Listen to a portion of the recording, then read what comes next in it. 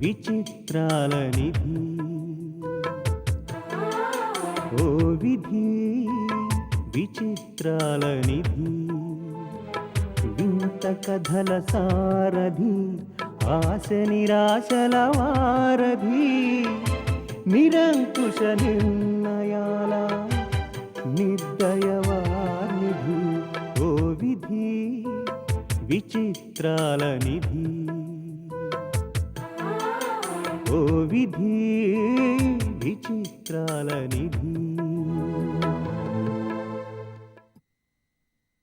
ఏటోనమ్మా వాళ్ళు పెళ్ళాపించడానికి ఆ అమ్మ ఎయ్యని ఎత్తులు లేవు, చేయని పాపాలు లేవు.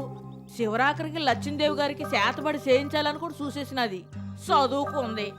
ఈ రోజులో శాతబడులు సింగనాదాలు లేవని తెలుసు కూడా ఎవలో చెప్పారని వెనక ముందు చూసుకోకుండా గుడ్డెద్దు సేలు అడ్డట్టు లగెత్తుకెళ్ళింది. ఆనక సతికులు పడిపోనాది. ఇప్పుడేమో వాళ్ళ పెళ్లి కనుక జరిగితే ఆ పూలదండలు నా శవం మీద వెయ్యాల్సి వస్తుందని చిటపట్లాడుతూ చెప్పింది. అంత మాట అందా? అవును అమ్మగారు. ఇప్పుడేమో సత్యైనా సాధిస్తాను అంటుంది. ఏడు చేసుకుంటుందో ఏటోనని నాకు చాలా భయంగా ఉందమ్మా. తెక్కలోడు సింహాద్రి అప్పన్న తిరణాలకి వెళ్తే మెట్లు ఎక్కాదిగా సరిపోనాదని మా అమ్మగారి తంతు కూడా అలాగే ఉంది. ఉత్త తిక్కల మేళం తాను గోల తందే గాని ఎవ్వులెంత చెప్పినా వినిపించుకునే రకం కాదు. ఏ అగాత్యం చేసుకుంటారో అని గుండె దడదడలు ఆడిపోతున్నాయమ్మా. ఆ పరిస్థితి రాదులే నూకాలు.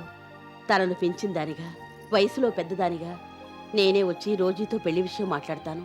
ఆ పని చేసి పుణ్యం కట్టుకోండి అమ్మా. తమరు మాటలు ఈయనైనా మా అమ్మగారు మారిపోతే అంతకంటే ఇంకేటి కావాలమ్మా. తమరెంత బేగి వచ్చి ఆ అమ్మకి నచ్చ చెప్తే గంత మంచిదమ్మా.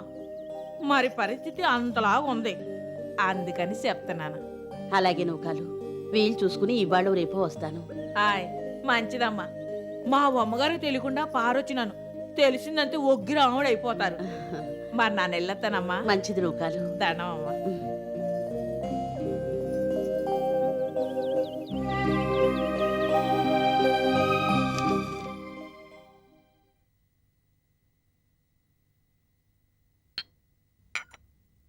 అమ్మా, మావయ్య గారు వాళ్ళ బావగారికి ఒంట్లో బాగాలేదని సడన్గా వెళ్ళిపోయారు కదా, ఇంతవరకు రాలేదేంటి?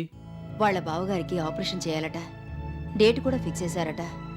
Major operation. ఇంట్లో ఎవరూ లేరు. ఆపరేషన్ అయ్యేంత వరకు అన్నయ్య ఉంటే కాస్త ధైర్యంగా ఉంటుందని నేనే ఉండమన్నానని సరళ ఫోన్ చేసి చెప్పింది. ఆపరేషన్ అయ్యాక తిరిగొస్తారనుకుంటాను. అవును, ఇంట్లో ఎవరూ లేకపోవడం ఏంటి? వివేక్ వాళ్ళతోనే ఉంటున్నాడుగా? లేదు, పెళ్ళయ్యాక వేరే వెళ్ళిపోయాడట. చుట్టపు చూపుగా రావడం తప్ప పెద్దగా పట్టించుకోవడం లేదట. ఈ విషయం సరళ చెప్పి చాలా బాధపడింది. వివేక్ క్యారెక్టర్ ఇక్కడికి వచ్చినప్పుడే తెలిసిందిలే. అంత సెల్ఫిష్ ఫెలో మరొకడు ఉండడమ్మా.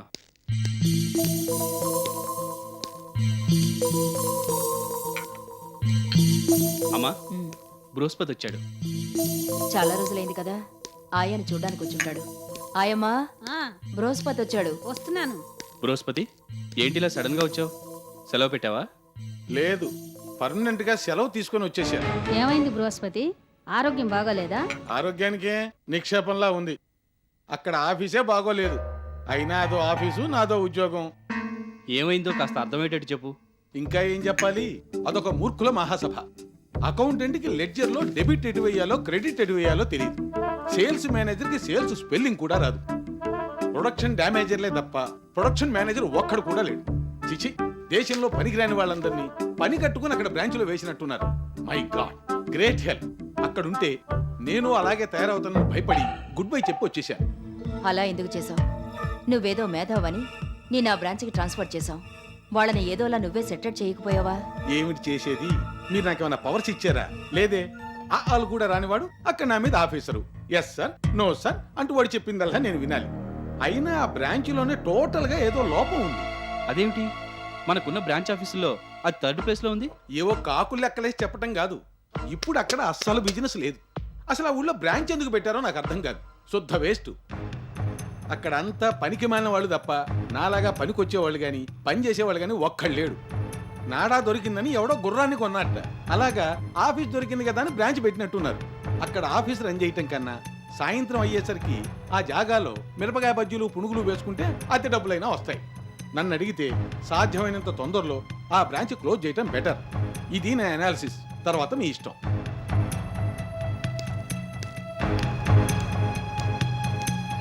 అమ్మా, ఇన్నాళ్ళు ఏదో అనుకున్నాం కానీ ఈ బృహస్పతి బ్రెయిన్లో నిజంగానే ఏదో లోపం ఉన్నట్టుంది. బ్యాక్ టు ది పెవిలియన్ అని మళ్ళీ వాళ్ళ ఊరు పంపించేయడం మంచిదనుకుంటాను. అంత మాట అనకు బాబు. ఏదో మీ దయ వల్ల వాడి పెళ్ళాం పిల్లలు 2 పూట్ల అన్నం తింటున్నారు. ఇప్పుడు ఈ ఉద్యోగం కూడా కాదంటే వాళ్ళు అన్యాయం అయిపోతారు. నా మనవరాలు చాలా మంచిది. ఏదో మేనరికం కదా అని వీడికిచ్చి చేశాను. దాని బతుకు అన్యాయం చేశాను. వీణ్ణి చేసుకున్న దగ్గర నుంచి అది ఏనాడూ సుఖపడలేదు. అన్నీ కష్టాలే. ఏదోలా మీరే ఆదుకోవాలి. నువ్వేం బాధపడగాయా. బృహస్పతి సంగతి మనకు తెలుసుగా. దీపక్, బ్రాంచ్ ఆఫీస్కి పంపిస్తే ఏదన్నా మార్పు వస్తుందనుకున్నాను, కానీ రాలేదు. కొన్నాళ్ల పాటు ఆ ఊళ్ళోనే ఉంటే మేనేజర్ పోస్ట్ ఇద్దామనుకున్నాను. తిరిగి వచ్చేశాడు. మన దగ్గరే ఉంటే కాస్త కంట్రోల్లో ఉంటాడు. ఇంకెక్కడికి పంపించినా లాభం లేదు. అందుచేత ఆ పోస్ట్లో ఇంకెవరినైనా వేసి బృహస్పతిని మన ఆఫీసులోనే ఉండని. అలాగేనమ్మా, నీ ఇష్టం.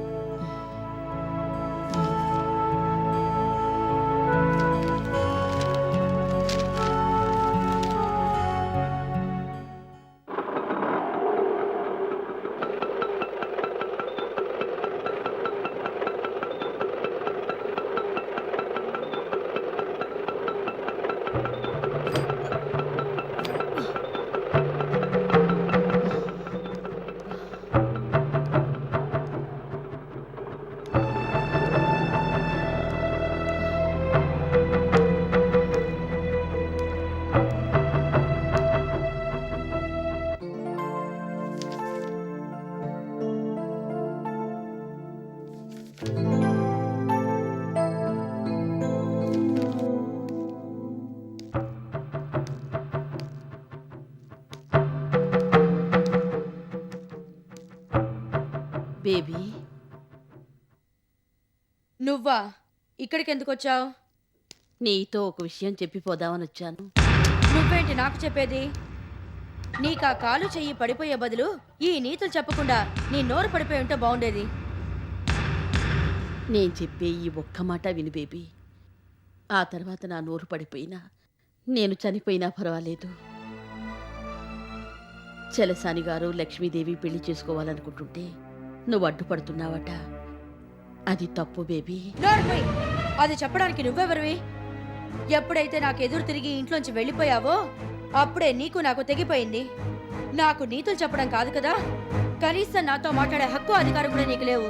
బేబీ, హక్కు అధికారం కోసం రాలేదు. చిన్నప్పటి నుంచి నిన్ను పెంచిందానిగా, మమత అనురాగం పంచిచ్చిందానిగా నీ మంచి కోరి చెప్తున్నాను. తెలుసో తెలియకో ఇప్పటి వరకు చాలా తప్పులు చేశావు. ఈ వయసులోనైనా వాటిని దిద్దుకుని మనసును నిర్మలంగా ఉంచుకోవడానికి ప్రయత్నించు. నా మాట విను. నన్నేదో పెంచానని కబులు చెప్తున్నావేంటి? ఎవరి కోసం పెంచావు? నువ్వు మా ఇంట్లో పని మనిషివి. ఇంట్లో పిల్లల్ని పెంచడం, పనులు చేయడం నీ డ్యూటీ. అందుకు నీకు మా మమ్మీ జీతం కూడా ఇచ్చింది. అందుకని పెంచావు. సరిగ్గా చేయకపోతే అప్పుడే పనిలోంచి తీసి పారేసేది. ఎక్కడో అడుక్కు తినేదానివి. పని మనిషి అన్న సంగతి మర్చిపోయి నా దగ్గర సుభాషితాలు, సుమతి శతకాలు, సూక్తులు వల్లించకు. వెళ్ళో. బేబీ, మీ మమ్మీ నన్ను ఎప్పుడూ పని మనిషిగా చూడలేదు. నేను జీతం డబ్బు కాసిపడి ఎప్పుడూ పనిచేయలేదు.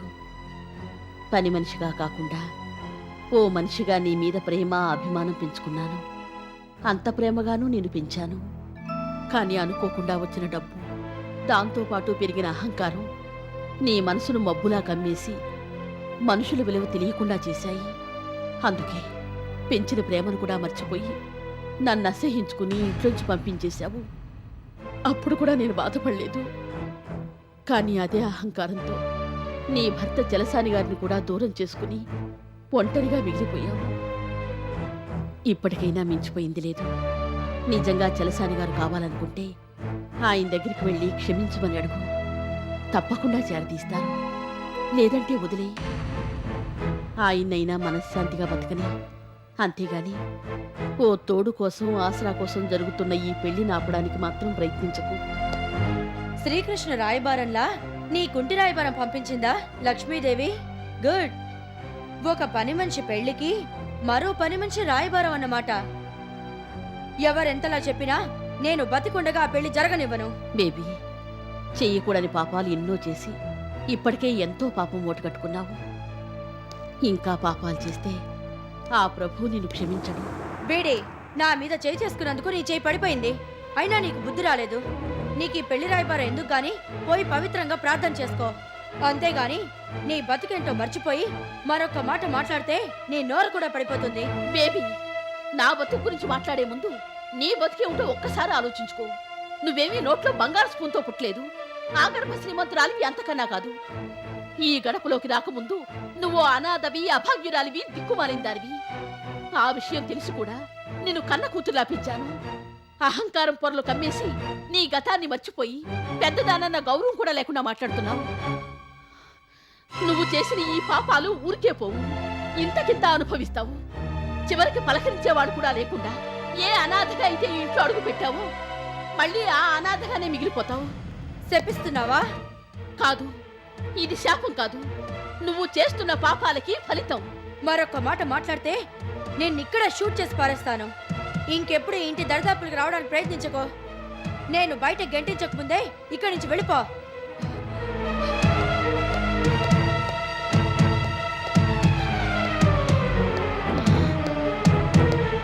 రాజీ! రాజీ!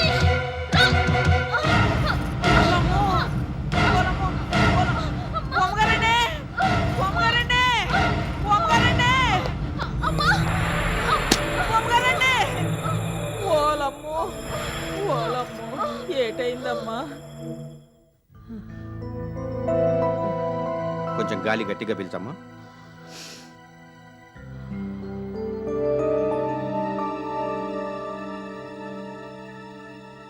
Nothing to worry.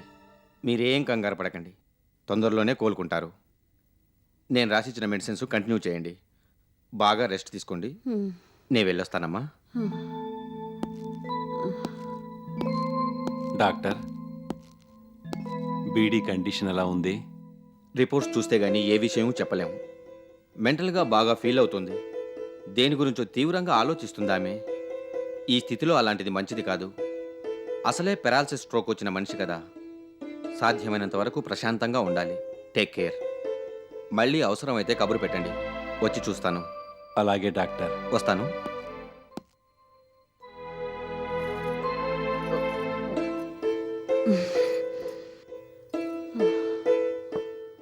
ఎలా ఉంది బీడీ? దయామయుడైన ఆ ప్రభువుని తలుచుకుంటూ ధైర్యంగా ఉండు. మనసులో ఎటువంటి ఆలోచనలు పెట్టుకోకుండా ప్రశాంతంగా నిద్రపో. నేను చర్చికి వెళ్ళి మళ్ళీ వస్తాను.